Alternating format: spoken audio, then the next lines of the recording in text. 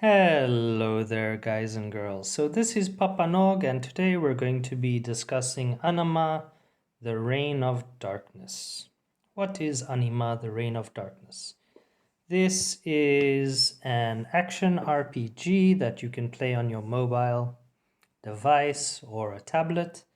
And if you've ever played Diablo or Path of Exile or any games like this, you'll kind of understand the premise. You'll also understand kind of how it's played. You can choose different characters. So here I have a warrior and I also have a mage. There's a third class, which is the archer, and I believe soon they said they'll release the summoner. I'm not sure how that will work, as summoners are usually slow to play, and this game is all about, because it's about RNG, you're kind of wanting to go fast, you're kind of wanting to grind that RNG, and so it will probably be a slightly faster summoner, which is something that I'd be excited to see because those don't exist in most games. So that will be kind of fun, right? But that's what it is. And once you choose your class, so let's go on to my mage just to show you. Once you choose your class, then it starts up. You're able to fight things.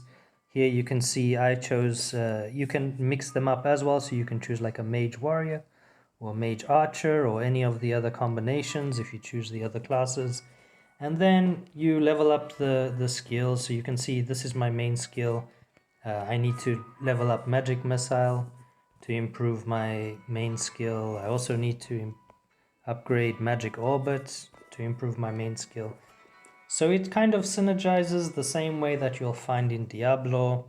Yeah, and once you've chosen the ability you want to focus on, you can see it's over here is the skill that I'm focusing on. Once you've chosen your ability, you can then go around. You start over here. Yeah. And you start fighting, you pick up loot, you improve. The leveling system is kind of like Diablo, where you get points that you can put into strength, dexterity, intelligence, vitality. You can press the I here and it will tell you for each thing that it does. So this is physical damage and armor, etc. And then you go around, you open up the chests, you kill the mobs, etc. Right? I'll kind of do an example of what a boss looks like, just so that you know that. But yeah, the difficulty, in my opinion, is great because I'm experienced, but a lot of newer players find it difficult to kill the first few bosses. I'm going to show you a boss now that's slightly easier to defeat. This is because of my level. Let me just pick up that legendary set item. So it's a little bit easier to kill because of my level and how much I've been grinding. But at first it's quite difficult, and you also have to think about things like what's your magic resistance, what's your armor, etc. And that's something that I enjoy, is the complexity of this game. There are quite a lot of times in the game when you have to think about what gear you need to use, what gear you need to infuse into other gear, etc. Because you do want to do a lot of damage, of course, like every game. But at the same time, you also want to think about survivability. So there's quite a lot to think about. I think that there is quite a bit of complexity. So, in my opinion, to be honest with you, I think that this is by far the best mobile ARPG that I've played. But there are obviously downfalls to it too. So I think that there are only a couple of people working on it, which means that you don't get a lot of support. When you're kind of going through the game and you have ideas or something goes wrong, there isn't really anybody who can help you with that, right?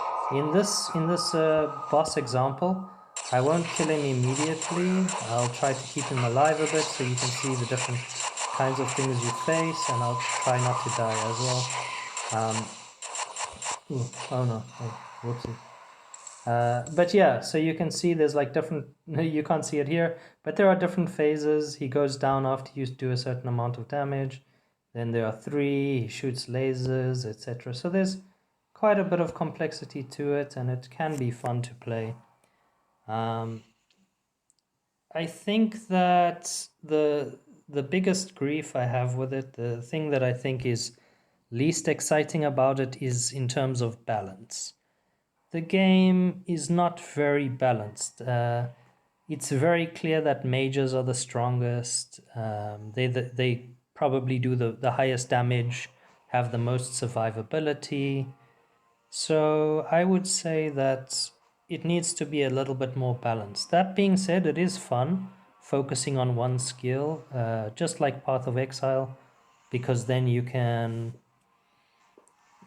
theory craft, and there's a little bit more that you can think about. Do I need, even though my main thing is intellect, do I need a little bit more vitality or strength? And then I can infuse items to make sure that I get the stats that I need. So there is quite a bit of theory crafting and fun to it too. All right. That's going to do it for the introduction to the game.